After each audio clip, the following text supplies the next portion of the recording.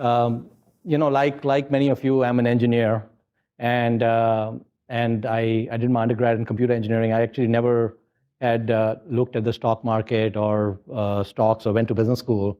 And in 1994, quite by accident, I read a book, which is the one you can see on the slide. It's by Roger Lowenstein, and it's a biography on Buffett, Buffett, The Making of an American Capitalist. And I was very lucky because just at that time, the first couple of biographies on Warren Buffett had come out. And when I read the book, it led to a very significant epiphany, which eventually led me immediately, actually almost immediately, to start spending something like about 20 hours a week on investment research. And then about 5 years after that, to actually do a 180 and start an investment fund. And the thing that I found very compelling about the book was that Warren has this saying that I'm a better businessman because I'm an investor, and I'm a better investor because I'm a businessman. The interplay between running a business and managing an investment portfolio. And when I read Buffett's biography, it dawned on me that the tools you use when you're making investments are almost identical to the tools you use when you're running a business. So, for example, when I was at that time running an IT services company, and I would probably spend maybe 2 or 3% of my time on strategy and direction, figuring out kind of which areas we would focus on and those sorts of things. And then 97% of the time was the heavy lifting, the blocking, tackling, and making that strategy happen.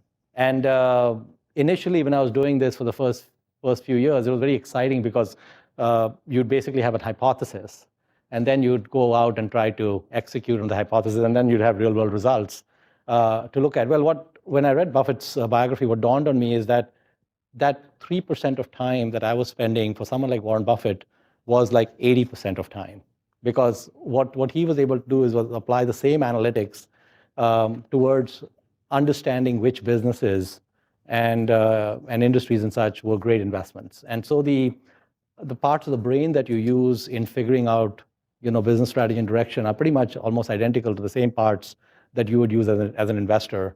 And I always found that the 3% of time was a lot more exciting personally than the 97%. I mean, I enjoyed the 97%, but nothing like the 3%. And so the idea of blowing up the 3% to 80% by letting someone else, in effect, run the business, and you figure out, where you want to allocate capital, was very exciting for me.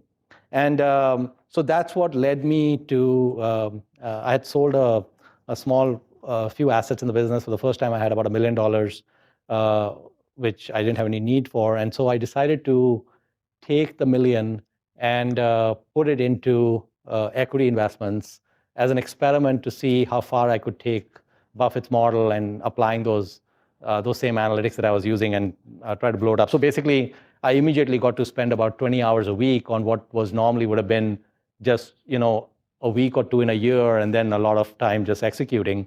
And so if you can go to the next slide. And so one of the first investments I made, this was in '95, and it actually shows the interplay between the real world, if you can call it that, and the investing world. And so I was running this IT services company. There was this company in India which was called Satyam Computer Services. And Satyam was trying to expand its business in the United States. And their sales team had visited me in Chicago. They wanted to see if we could do some kind of relationship. And we never did any business, but I liked them a lot. I liked the people. And I liked the way they were going about their business and how they were positioning themselves. So then I decided to study Satyam as a stock, because it was publicly traded in India at the time. And when I studied it, it was actually, I was a novice investor at the time, but it blew my mind because the market cap of Satyam was less than what you might have valued their real estate in Hyderabad. So the stock was trading below what would be just liquidation value on real estate. And this was a IT services company that was growing something like 70% a year, very high margins, and I really couldn't see the end of that runway. That runway was really big. And of course, investing in India was a little complicated. But I did it, but I wasn't confident enough because we didn't have electronic trading. There were these flimsy stock certificates you got. And I didn't fully trust the Indian government on the ability to actually get the money back in dollars, even though they said the rules would allow that. So anyway, I made a $10,000 investment in Satyam. I bought 3 or 4 different stocks in India, and Satyam was one of them. And I decided this is one of those investments where you just buy and forget about, never look at it again, and just let it run for 10 years. And I bought it at 40 rupees a share, and about 5 years later, and this is, of course, we had the whole dot-com boom in getting going, and Satyam had started to had spun off 1 or 2 of these dot-coms. The stock had gone from 40 rupees to, in February or March of 2000, 7,000 rupees. So it had gone up like 130 or 140 times. And currency had moved against me, but still, even with the currency movement, it was more than 100x. And so I decided to, kind of stop drinking the Kool-Aid and do an analysis of the financials at that time, because I basically never looked at it after that. And when I did the analysis, it was trading at a north of 100 times earnings, and they had all these dot-coms, which I didn't think, I couldn't figure out what they were worth. And I said, I think we've got more than $1 million in Satyam stock from the 10,000, and I think we're going to take our money off the table. The other thing I was concerned with is I didn't know whether they would allow me to pull it back from India, because the government said you could come in, give us your foreign exchange, and when you sell it, no long-term gains tax, and you can pull the whole thing back. And I didn't trust that, so I said, let's test that. And so I sold, and I had these certificates, I didn't even know they were authentic.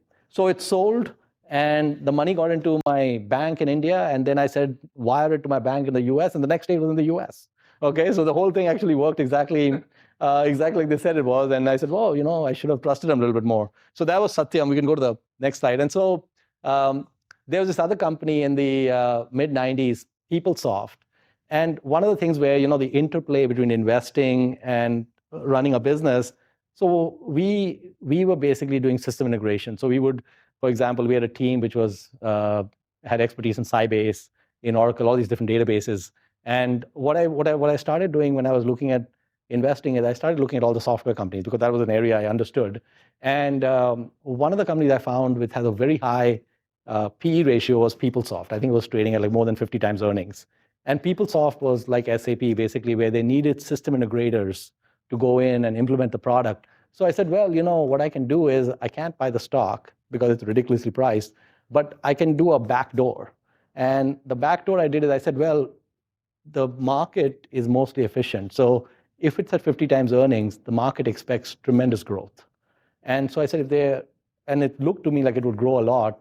So I said, if we in my company, TransTech, set up a PeopleSoft practice, that would not be buying at 50 times earnings. I would just be hiring people. And then I'd have them build out of these different companies, and it'd be pretty spectacular margins because it was so new and growing. So I decided we would set up a PeopleSoft practice.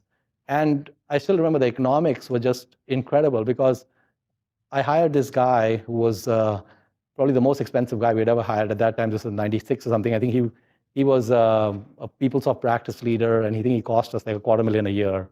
And we didn't, when we hired him, we didn't know what we would do with him.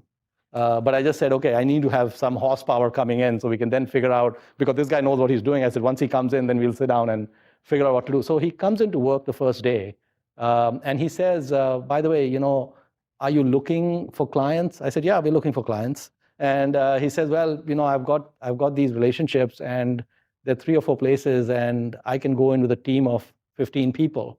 So I said, Paul, I don't have the 15 people. Do you know the people? He said, yeah, I know the people too. Okay, so he helps us hire these 15 buddies of his. And I don't think it was even a day that he was non-billable. So in 2 days, he's billing at multiples of the $250,000 paying him. And the team is going in at 50% margins after covering all expenses. And so when I looked at what happened with PeopleSoft, our actual cash out the door would kind of be like the Dell model, where you ship the PC and then you pay your suppliers later. I hadn't even paid the payroll on these people before we raised our first invoice. And the invoice was at a huge margin to what we were going to pay them. So when I actually calculated dollars invested in the PeopleSoft practice, I think it was a negative number. And in the end, a lot of the rest of our IT business was kind of declining because it was matured out and getting competitive. This was very high margin. And so that's an example of how I used the stock market to drive. I said, no, so this is cool. I'll just keep looking at companies that are 50, 60, 70, 100 times earnings and then go build a practice. And because I know they're going to go up. And so that worked very well. So we go to the next slide. And then, there was, then we get to, from, we had Satyam and stuff, but from 95 to 99, I think I'd done like north of 70% a year on that $1 million we originally had. So things had gone really well.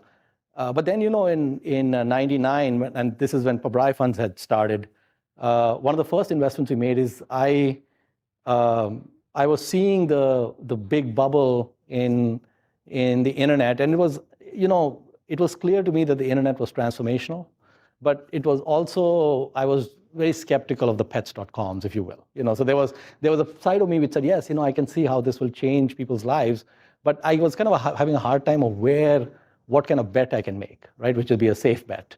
And so then I find this company, which is headquartered not too far from here, Silicon Valley Bank. And these guys, it's a very well-run bank. It wasn't trading at a significant multiple to book, at just a modest premium to book. But what they did is every time they did deals with these venture-backed companies where they did asset-backed loans and all this stuff, they got warrants.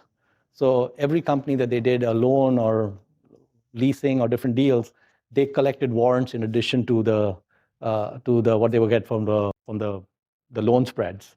And so they were sitting on this basket of like 300 or 400 of their clients with these warrants, and many of these were pre-IPO, and there was no disclosure.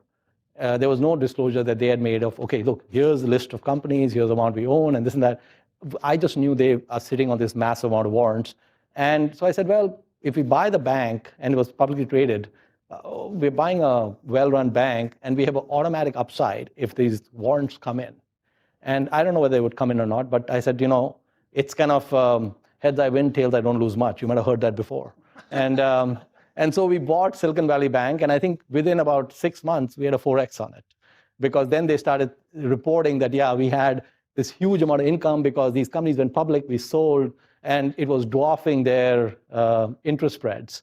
And so then we can just go to the next slide. And so now we come full circle where about a year ago, I set up a company called Dhandho Holdings.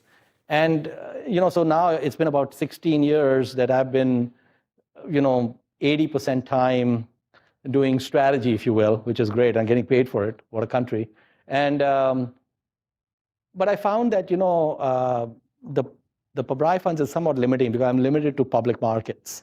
I'd gotten into the technology company, so I didn't have a way to kind of go and do these kind of roll up your sleeves type things. And so I set up Dhandho Holdings about 18 months ago, and we raised about 150 million, and we just bought an insurance company. And now this platform allows me to buy any kind of asset. I can buy private companies, public companies, real estate, anything I want. And so it allows a little wider playing field, if you will. And it allows, for the first time, we have insurance float, which I've heard is a good thing to have. And so now I have, which is the part I was always kind of interested in, is that, if you can control the business without really meddling or running the business, and if you can control the capital allocation of the business, that has some superiority to just being a passive private public equity investor. And so we have some elements of that in Dhandho, and so we'll see how that plays out. So I just wanted to give a kind of a little backdrop on how an engineer goes from what I was doing to where I am now.